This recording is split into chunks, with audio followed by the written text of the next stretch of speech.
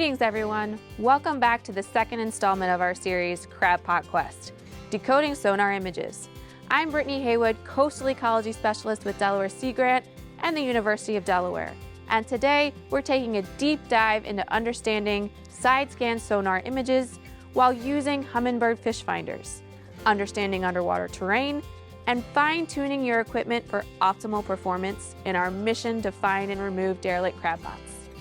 In part one, we laid the foundation by understanding how the transducer works and how to mount it to a boat.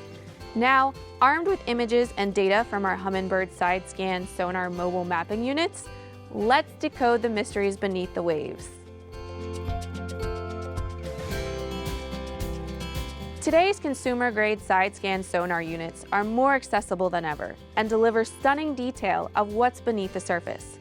Learning to interpret those images and identify objects like crab pots is a total game changer in our quest to clean up the waters. Here's how it works. On your sonar screen, brighter colors or echoes indicate strong reflections. Think solid objects like rocks, metal, pilings, or even fish. Darker areas, on the other hand, show weaker reflections, typically from softer materials like mud, silt, or shadows. Crab pots, they often stand out as square or rectangular shapes with bright echoes, surrounded by distinctive shadows and reflections that make them easier to spot. You want to look for rectangular shapes with vertical elements resembling the structure of crab pots and stand out from natural underwater features. This skill will enable you to efficiently identify potential targets and avoid unnecessary detours during your crab pot retrieval missions. Understanding the underwater terrain is equally critical. In collaboration with your unit, you can discern the difference between pilings, rocks, vegetation, debris, sunken vessels, and of course, those elusive derelict crab pots. Now let's talk about fine-tuning your equipment, specifically for Humminbird units. Adjusting the settings is key to optimizing your sonar's performance. Humminbird side-scan sonar units are like the Swiss Army knives of underwater exploration. They've got all the settings, but before you start flipping switches like it's a spaceship, there's a method to the madness. To get the clearest images, follow this simple sequence. First, set the frequency. Second, adjust the range. Third, fine-tune the contrast. And fourth, tweak the sensitivity. Trust me, this step-by-step approach makes all the difference.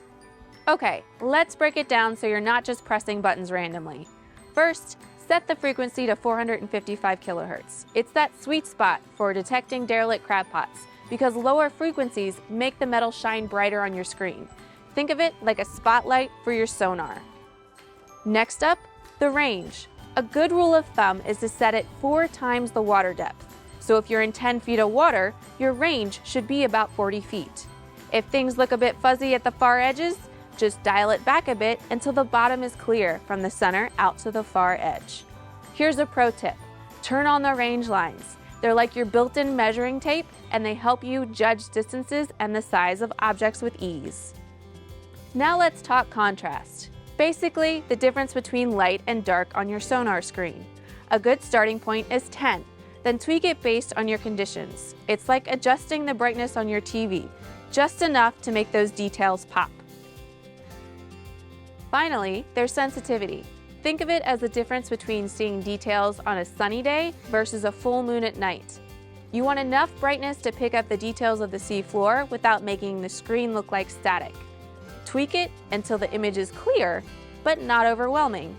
So to sum up part 2, we briefly explored decoding side-scan sonar images using Humminbird units, understanding underwater terrain, and fine-tuning our equipment for optimal performance. Armed with this knowledge and additional resources on our website, you're well prepared for the next phase of our crab pot retrieval mission. Stay tuned for part 3, where we'll unveil advanced techniques and strategies taking your crab pot removal missions to new depths.